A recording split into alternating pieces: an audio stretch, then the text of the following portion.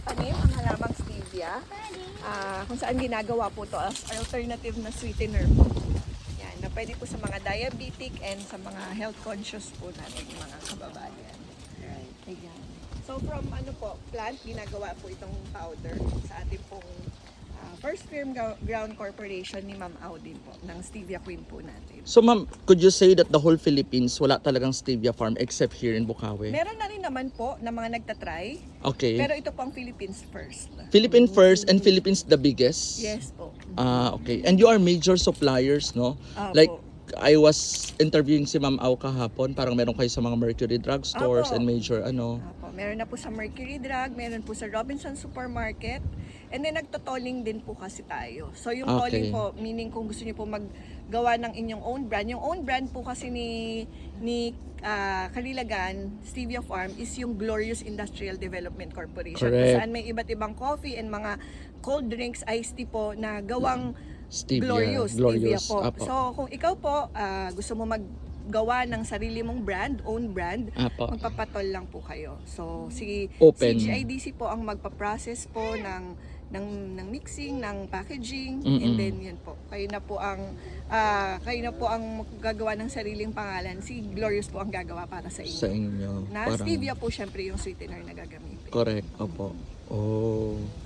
So, dito po, pag sinabing stevia, talagang lahat ng harvest dito talaga kinukuha. Pag Opo. sabing, Ito po ay isa lang po sa mga farm. May mga ibang farm pa po. Kaya kung Gano'n po kalaki tong farm na to? Ito mismo?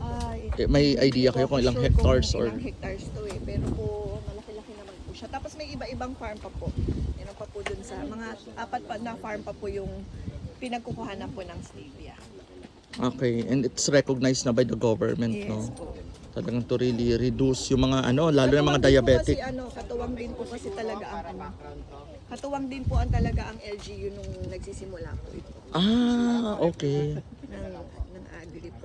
Ma'am, just in case may mga kakilala kami mga supplier gustong parang very interested sila pagdating sa stevia, is the company open for that partnership? Yes po. Na halimbawa gusto namin yung stevia, gusto ko yung coffee namin kasi 'di ba health conscious na mga Filipino. So parang how can we help those people na may mga ganong company na gusto mag-start ng lang coffee shop or mga juices sa stevia? Paano po ang coordination? Ayan po, open naman po si Glorious Industrial sa mga partnership, and kung gusto niyo pong mag-angkat ng stevia sa inyo pong mga gagawing restaurant, sa inyo pong mga coffee Yes. shop, schedule lang po namin kayo ng meeting with our marketing manager po ng Glorious Industrial para ma-explain po sa inyo yung business part naman po ng stevia. Stevia. And it's open nationwide. Halimbawa kung may kakilala ko not only in Luzon, of course, Mindanao, Visayas, okay lang, kaya. Yes. Okay. So yon, at least meron tayong idea, no? Kasi something na very cautious tayo kasi one of the talaga killer ngayon is talagang diabetic, and Filipino loves to eat sweet. Ngayon pag pinigilan mo naman, parang feeling mo deprived ka naman. Kaya meron tayong alternative katulad ng Kaya nga stevia. po din talaga ang naging passion po ni Ma'am Au is from farm to table. Kaya po yung stevia in-incorporate sa mga drinks, sa mga coffee, and sa mga pagkain po na hinahanda ngayon doon sa kanyang Kalilagan cafe po. Yan. Kasi po yun talaga yung ni Ma'am.